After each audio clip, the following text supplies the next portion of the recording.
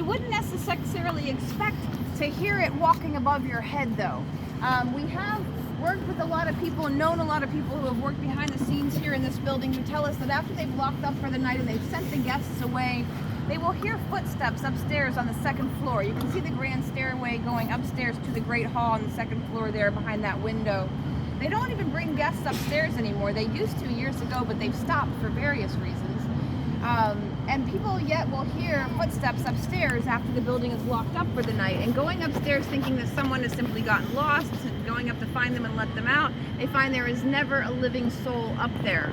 Now, we're not surprised to hear that the footsteps are always heard walking on the upper floor because the Great Hall there is a very stately area today, but it was not always so. During the Revolutionary War, I mentioned that the British held prisoners of war in their prison at Walnut Street Jail just across Walnut Street there. Well, they had their field hospital facility inside of this building, which provided a nice, safe and sound location for them. So they had cots lined up all the length of that Great Hall on the second floor, and soldiers wounded in nearby battles suffered and died right inside of this stately building.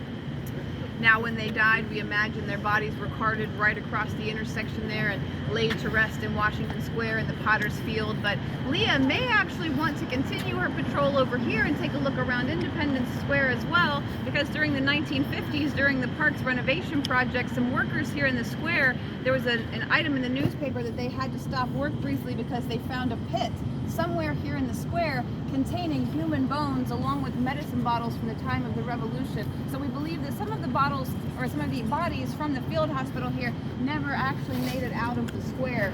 I don't know exactly where they were laid to rest, but I do have a strong suspicion of this area right over here by the weird flickering street light that never seems to go out and come back on. Now, the park rangers may tell you the building is not haunted. We think they are trying to just cut down on job turnover somewhat, because we did know a couple of park rangers who were on night duty in the park here some years back when they get a radio broadcast that there is a breach of security at Independence Hall.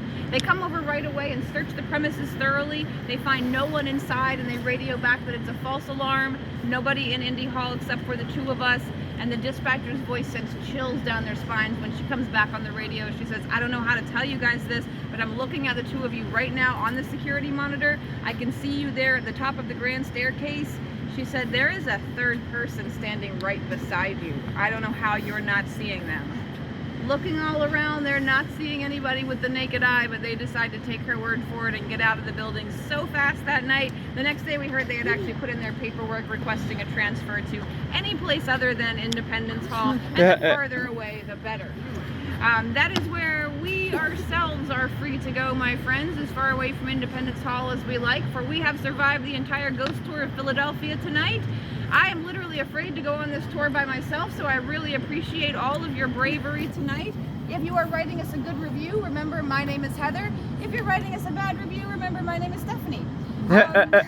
Tips are appreciated but not expected. And remember, you're not lost. You are right across from where we started. You'll find Benjamin Franklin's ghost dancing around at dawn tomorrow morning right then, right across the street there. But before then, you have to survive the night. And wherever you lay your head tonight, you never know what lies below or who is standing at your elbow. So I wish you sweet dreams tonight, my friends. Thank you all so much. You guys